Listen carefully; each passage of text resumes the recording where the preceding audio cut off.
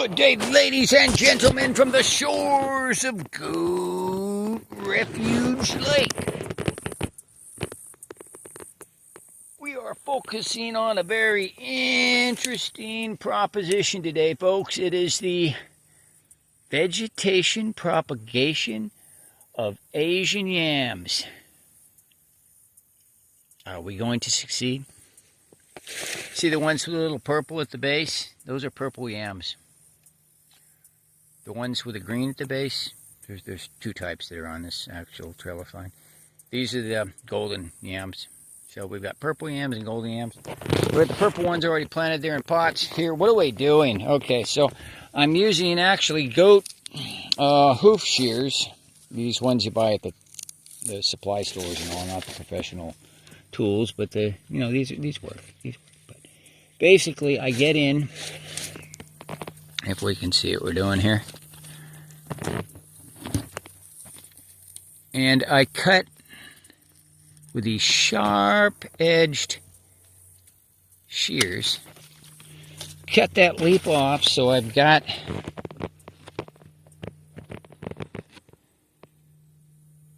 that there. Yeah, that's what I want. Bit of that little node there. That's where I got the probability of roots, right? The better possibility, the better possibility of growing some start from these. This is the first time we're doing this in this exact way at this time of year, and it's very important to us because we plan to grow a lot of this. So we are placing them in pots, about 5, 6 of them per pot. We've been poking holes into the pot and setting the leaf down in there.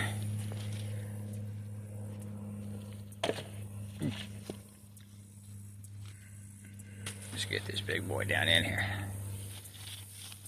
Yeah, okay. And then I get a little more potting soil up on the top and back behind the leaves.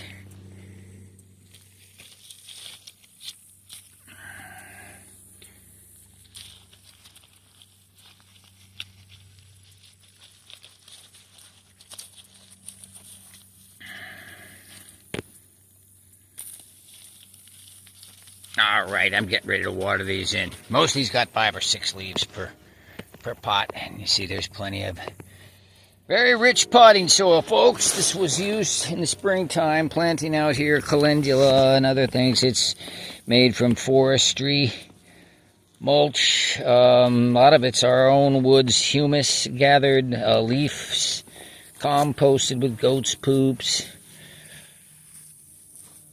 rotting wood, decaying matter from the forest floor, and sandy soil, and it's all very, very good potting medium, folks. Things grow in this. They really do. I can tell you more about that later, but things do grow. A lot of things grow that you don't want to grow, like weeds. Look at all those tomatillos there. Wow, I love those things. I was just munching on a bunch of them here, little purple tomatillos. All right, folks, so we're focusing on these yams. We've got potentially hundreds of starts here. Of course, it's all about getting the most out of the winter, which means, of course, the tubers themselves.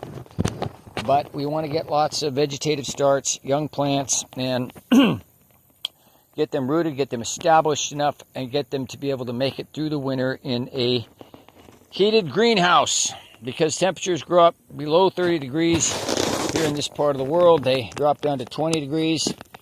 We're at the northwest tip of the Florida Panhandle, at the Alabama border in Zone 8.